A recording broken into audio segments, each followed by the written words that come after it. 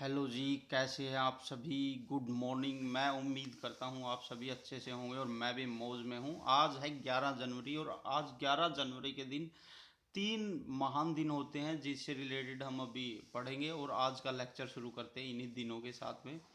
आज 11 जनवरी को एक तो प्रमुख डे है, आज लाल बहादुर शास्त्री का मरण डे है, यानी आज के दिन लाल बहादुर शास्त्री की मृत्यु हुई थी और वो प्रकाश को प्राप्त हुए थे।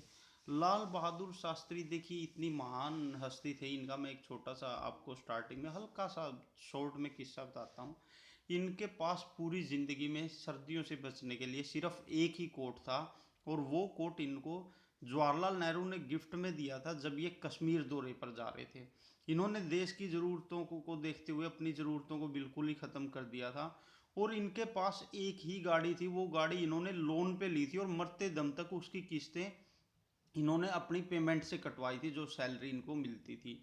ऐसे ईमानदार व्यक्ति भी होते थे हमारे देश में, ऐसे ईमानदार राजनीतिक जिन पर लोग अपने से ज़्यादा भरोसा करते थे। और आज कैसे चोर उचक्के हर पार्टी में, हर राजनीतिक दल में चोर उचक्के, उठाई गिरे, डकैत टाइप के लोग घुस गए हैं जो कि मतलब जिसका काम ही देश को लूटना और जनता को बर्बाद करना है।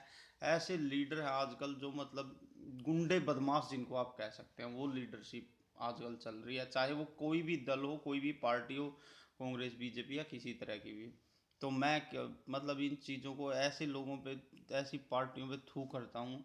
हमारे आदर्श लाल बहादुर शास्त्री, सुभाष चंद्र बोस, जवाहरलाल नेहरू, या फिर आपका भगत सिंह, या फिर आप ये कह सकते हो एपीजे अब्दुल कलाम, ये सब होने चाहिए। चंद्रशेखर आज़ाद जिन्होंने देश के लिए बलिदान दिए, त्याग दिए। अब चलते हैं इससे आगे, लाल बहादुर शास्त्री के बारे जान लेते हैं। लाल बहादुर शास्त्री देश के दूसरे प्रधानमंत्री थे। इन्होंने जय जवान जय किसान का नारा देकर इन पूरे देश को ये मैसेज दिया था कि जवान के साथ साथ देश में अन्न उगाने वाला भी किसान भी सबसे ज़्यादा ज़रूरी और मेहनती है, क्योंकि देश का पेट वही भरता है। इन्होंने खुद पार्लियामेंट के जो परिसर है, यानी उसका जो ग्राउंड है, उसमें हल चलाकर ये संदेश दिया था कि वो भी एक किसान है। तो कितना बड़ा मैसेज है, एक प्रधानमंत्री पार्लियामेंट के परिसर में हल चला रहा है ताकि देश की अनाज की पूर्ति हो सके। इन्होंने जितना जवान को जरूरी बताया था उतना ही किसान को बताया था।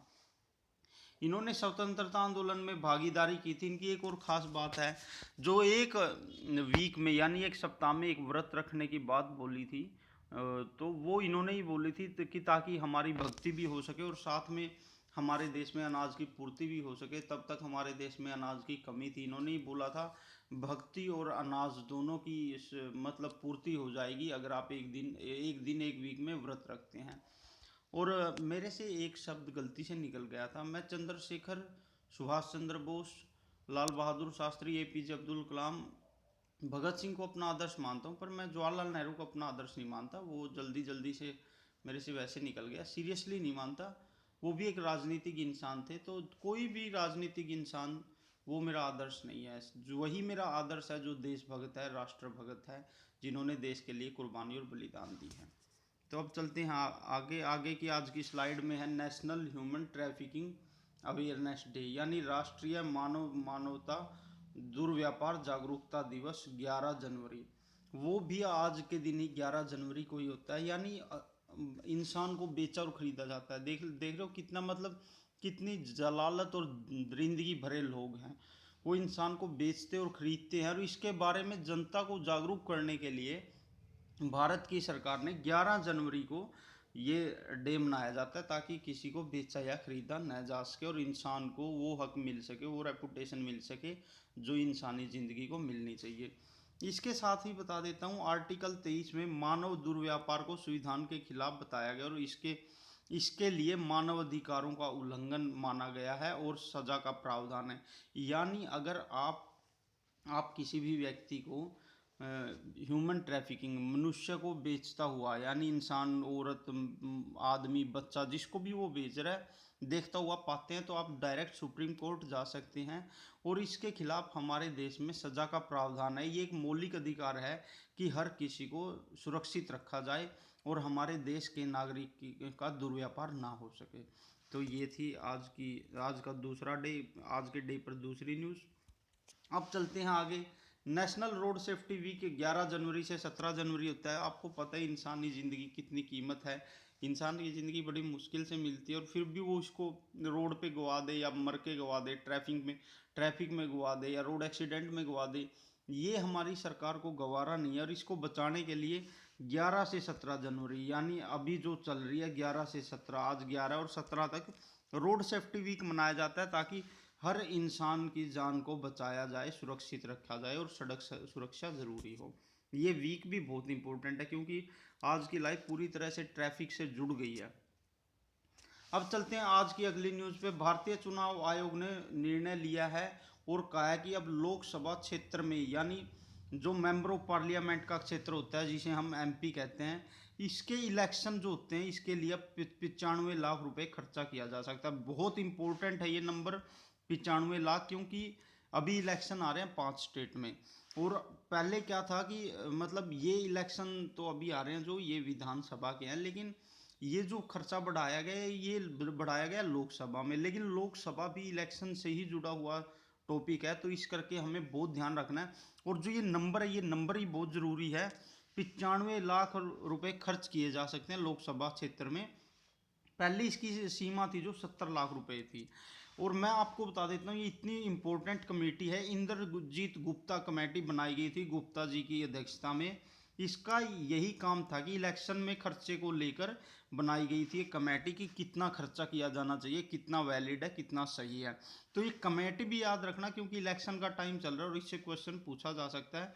और election commission of India article 324 के तहत आता है, मैं बता देता हूँ, आप इसे जोड़कर याद कर लेना। इसका काम है इलेक्शन को सीडीएस करना। सीडीएस मतलब कंट्रोल, डायरेक्ट और सुपरिटेंडेंस करना इलेक्शन कमीशन ऑफ इंडिया काम है। ये डायरेक्ट टर्म पूछ ली जाती है कि इलेक्शन कमीशन का काम क्या है, ये मुख्य पर्पज़ क्या है। एक लाइन दे देंगे जिसमें 3-3 वो डायरेक्शन दे देंगे, तो मेन काम है इलेक्शन कमीशन का कंट्रोल करना इलेक्शन को, डायरेक्शन देना और सुपरिटेंडेंस करना। अब चलते हैं आज की अगली न्यूज़ पे। अभी क्या हुआ है कि यूएस सी ड्रैगन एक्सरसाइज हुई है। यूएस सी ड्रैगन एक्सरसाइज क्या है? ये एक यूएसए की एक्सरसाइज है जिसमें उसके साथ 5 पार्टनर होते हैं। सी ड्रैगन मतलब सी का मतलब है समुद्र से जुड़ी हुई है, और एक्सरसाइज मतलब नेवी की एक्सरसाइज है, ये मतलब अभ्यास है। ये देखो ये एक नौसेना अभ्यास है एक्सरसाइज, जिसमें 6 देश हैं, टोटल 6 देश हैं। एक यह भी बहुत इंपॉर्टेंट है, ये भी पूछ लें किस क्षेत्र में की जाती है, तो यह प्रशांत महासागर में की जाती है।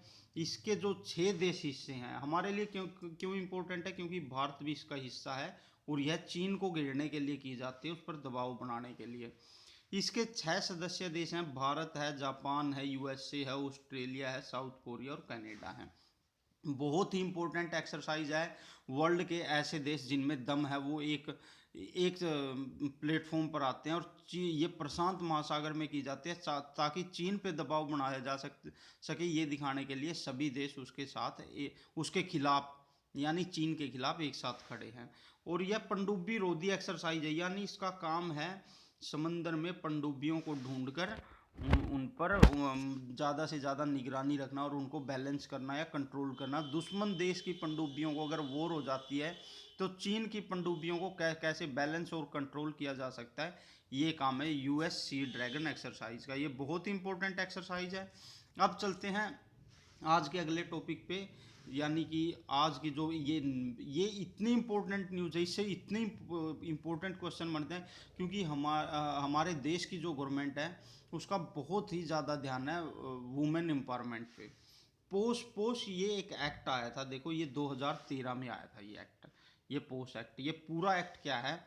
Protection of sexual harassment of women act, यानी प्रोटेक्शन करनी है महिलाओं की, उनका जो वर्क प्लेस पे सेक्सुअल हरासमेंट होता है। ये बहुत इंपॉर्टेंट है कि किसी महिला की मजबूरी का फ़ायदा उठाकर उसके सीनियर या उसके बॉस उसके उसके साथ सेक्सुअली उसको हरास करते हैं उसके वर्क प्लेस पे, तो ये इसके लिए एक एक्ट बनाया गया था 2013 में।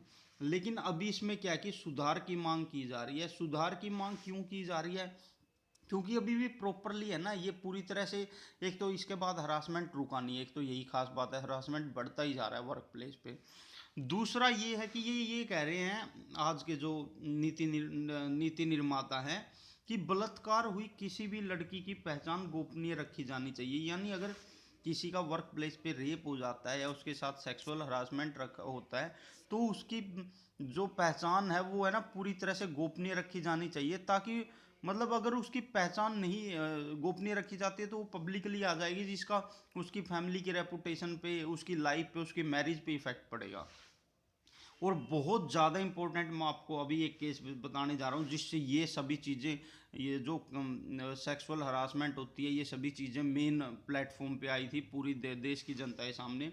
एक केस आया था Vishakha and other versus Rajasthan case 1997, यानी 1997 में विशाखा का केस आया था राजस्थान में। उसका सेक्सुअल हरासमेंट हुआ था, वो जो कि राजस्थान में हुआ था। उसके बाद विशाखा थी जो ये इसने केस किया था और ये कहा था ये सब बंद होना चाहिए। तो सेक्सुअल हरासमेंट को लेकर अगर कोई केस पूछा जाता है तो बहुत इंपॉर्टेंट है। और साथ में अगर ये पूछते हैं कि Vishakha and other versus Rajasthan case किससे जुड़ा हुआ है, ये वर्क प्लेस पर सेक्सुअल हरासमेंट से जुड़ा हुआ बहुत इंपॉर्टेंट केस है। इसके साथ ही आपको पता है मी टू कैंपेन चलाया गया था, यानी इसके दौरान बड़ी बड़ी अभिनेत्रियों ने, नेताओं ने और बड़ी बड़ी सेलिब्रिटी ने जो फीमेल थी उन्होंने बताया था कि यार उनका भी वर्क प्लेस पर हरासमेंट हुआ है। तो मी टू भी इससे जुड़ा हुआ बहुत इंपॉर्टेंट मुद्दा है। एक अभी गवर्नमेंट ने क्या किया कि उसने सी बॉक्स वो चलाई है, सी बॉक्स उसने एक साइट बनाई है, उस पर कोई भी महिला जाकर अपने सेक्सुअल हरासमेंट के बारे में बता सकती है। और ये सेक्सुअल हरासमेंट जो इस साइट पर बताएगी पूरी तरह से गोपनीय रखा जाएगा और इस पर कार्रवाई की जाएगी। ये सी बॉक्स नाम की साइट, टेक्नोलॉजी से जुड़े हुए क्वेश्चन गवर्नमेंट बहुत पूछने लगी है, या paper exam setter commission, HSSC, UPSC, SSC, CGL, ये सब क्वेश्चन बहुत ज़्यादा पूछने लगे हैं। और मैं आपको बता देता हूँ वर्मा कमेटी जो बनी थी 1996 में, ये भी यौन उत्पीड़न को रोकने के लिए बनी थी। ये कमेटी भी बहुत इंपॉर्टेंट है। तो देखिए क्या क्या हमने ये डिस्कशन कर लिया, Verma committee, she box, me too campaign, Vishakha case, ठीक है। तो ये सब बहुत इंपॉर्टेंट है इस टॉपिक में। चलिए अब चलते हैं जी आज की अगली न्यूज़ पे। आज की जो अगली न्यूज़ है हमारी, वो हमारी जुड़ी हुई है भारत और स्पेन के बीच सीमा शुल्क समझौते को लेकर। अभी क्या हुआ ना, भारत है ना अपना ट्रेड बढ़ाने के लिए, ताकि उसको फ़ायदा हो, अलग अलग देशों के साथ सीमा शुल्क मुक्त व्यापार समझौता कर रहा है, ताकि हम अपनी चीज़ें वहाँ बिना किसी टैक्स के बेच सकें और हमें फ़ायदा, और वो हमारे देश में भी चीज़ें मतलब बिना टैक्स के बेच सकें और हमारी जनता को वो खरीदने में सस्ती पड़े। तो यही समझौता इंडिया और स्पेन के बीच में हुआ है, जो कि अभी सीमा शुल्क में छूट को लेकर है। ये एक तो यही पूछ लेंगे कि सीमा शुल्क का समझौता किस देश के साथ हुआ है इंडिया का, तो वो हुआ स्पेन के साथ। और स्पेन के साथ मैं आपको बता देता हूँ, ये एक दूसरे के साथ इन्होंने कुछ चीज़ों में रियायत दी हैं। और इससे जुड़े हुए मैं बेसिक आज आपको ज्योग्राफी के क्वेश्चन बताऊंगा, जो हर एग्ज़ाम के लिए इतने इंपॉर्टेंट है। और जब मैं आपको बताऊंगा आपको पता लग जाएगा इनके महत्व का, कि हाँ किस लेवल के ये क्वेश्चन बनेंगे। मतलब कि वर्ल्ड पे जिस चीज़ का जितना लार्ज इफेक्ट होगा ना, वो उतनी ही ज़्यादा इंपॉर्टेंट है। और आज का जो हमारा ज्योग्राफी का ये बेसिक का टॉपिक है, मतलब स्पेन से जुड़ा हुआ है, ये यूरोप से जुड़ा हुआ है। स्पेन के लिए बहुत इंपॉर्टेंट है क्योंकि स्पेन की ही चीज़ है ये। तो आपको बिल्कुल समझ आ जाएगा कि बहुत ही ज़्यादा इंपॉर्टेंट है ये। ठीक है, तो बताता हूँ स्पेन से जुड़ा मैं, ये तो अभी करंट का मैंने बता दिया, बेसिक बताऊंगा। स्पेन और मोरक्को है ना, ये क्या है कि स्पेन है नीचे की तरफ, यूरोप का आखिरी देश है, और अफ्रीका है स्पेन की तरफ, यानी कि अफ्रीका ऊपर की तरफ। ये अफ्रीका का आखिरी देश है मोरक्को। मोरक्को अफ्रीका का ऊपर की तरफ आखिरी देश है ये, और स्पेन है जो नीचे की तरफ यूरोप का आखिरी देश है। और इन दोनों को जो अलग करती है वो है जिब्राल्टर जल संधि। ये संधि वर्ल्ड की सबसे महत्वपूर्ण जल संधि है। जल संधि उसे बोलते हैं जो दो जल भागों को जोड़ती है, दो स्थल भागों को अलग करती है, यानी जल संधि, जलों को जोड़ने वाली संधि। तो जो ये जिब्राल्टर जल संधि है ना, इस पे इतने क्वेश्चन बनते हैं, और क्यों बनते हैं अब आगे देखिए। यह जल संधि भूमध्य सागर की कुंजी कहा जाता है, और यह अटलांटिक महासागर को भूमध्य सागर से जोड़ती है, और भूमध्य सागर के जरिए यह भारत को जोड़ती है। यह जल संधि बनाई गई थी ब्रिटेन के द्वारा। तो मैं बताता हूँ पहले क्या होता था ना, यूरोप वाले अफ्रीका पूरा चक्कर काट कर फिर भारत आते थे, वो इनको बहुत लंबा पड़ता था। उन्होंने एक मतलब क्या किया, एक जल संधि बना ली, यानी समंदर का रास्ता बनाया अटलांटिक महासागर से भूमध्य सागर के जरिए भारत से जोड़ने के लिए। इससे जो उनकी दूरी थी ना, वो 10,000 किलोमीटर दूर हो गई। अब आप लगाइए कितना उनका खर्चा बच गया। ये जो दूरी उनकी कम हुई भूमध्य सागर और अटलांटिक महासागर के जुड़ने के बाद, तो क्या होता है कि अटलांटिक महासागर को भूमध्य सागर से जोड़ने के लिए जो इन्होंने जल संधि बनाई, वह जिब्राल्टर जल संधि थी।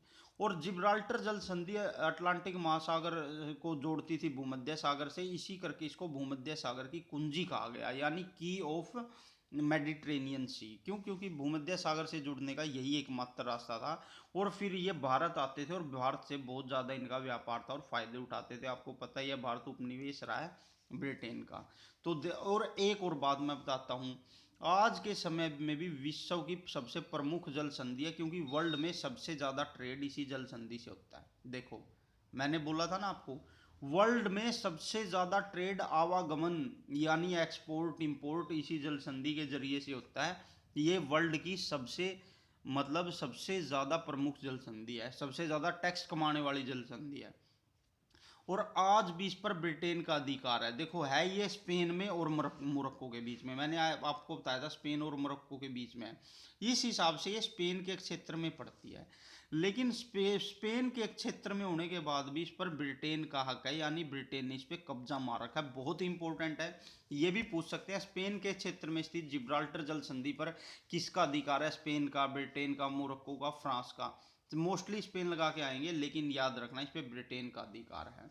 इसके साथ ही मैं बता देता हूँ, स्पेन में अवस्थित जो जिब्राल्टर बंदरगाह भी है, ये तो जल संधि है, इसके साथ में ये एक जिब्राल्टर बंदरगाह भी है, उस पर भी ब्रिटेन का ही अधिकार है। और जो मोरक्को में अवस्थित बंदरगाह है, उस पर स्पेन का अधिकार है। यानी ऊपर स्पेन है, नीचे मोरक्को है। नीचे वाले मोरक्को की शूटा शूटा जगह है, एक शूटा शूटा बंदरगाह है, उस पर स्पेन का अधिकार है। और जो जिब्राल्टर बंदरगाह है, उस पर ब्रिटेन का अधिकार है। यानी ब्रिटेन ने भी कब्जा मार रखा है, स्पेन ने भी। लेकिन ब्रिटेन का जो कब्जा है वो ज़्यादा फायदेमंद है जिब्राल्टर को लेकर, क्योंकि जिब्राल्टर ही जल संधि ही मेन है। एक और बात है, देखो इस जल संधि का महत्व। तो यह जल संधि दो महाद्वीपों को अलग करती है, यूरोप को अफ्रीका से। मैंने आपको बताया था, जल संधियां दो जलीय भागों को जोड़ती है और दो स्थलीय भागों को अलग करती हैं। जो ये जिब्राल्टर वर्ल्ड की जो सबसे ज़्यादा टैक्स कमाने वाली जल संधि है, जिससे सबसे ज़्यादा व्यापार होता है, ये भूमध्य सागर को अटलांटिक महासागर से जोड़ती है। इसी कारण इसको भूमध्य सागर की कुंजी कहा जाता है। और यह दो महाद्वीपों यानी दो स्थलीय भागों को अलग करती है। और वो स्थलीय भाग भी छोटे नहीं है, पूरे के पूरे महाद्वीप हैं। देखो, पूरे कॉन्टिनेंट हैं। कौन कौन से? एक है अफ्रीका और एक है यूरोप। यह अफ्रीका को यूरोप से अलग करती है। कौन सी जल संधि? जो कि जिब्राल्टर जल संधि है। मैंने बोला था ये बहुत इंपॉर्टेंट है। और यह अटलांटिक महासागर को भूमध्य सागर से जोड़ती है। और इस पर यह पूछ ले तो किसका कब्जा है, तो इस पर ब्रिटेन का कब्जा है।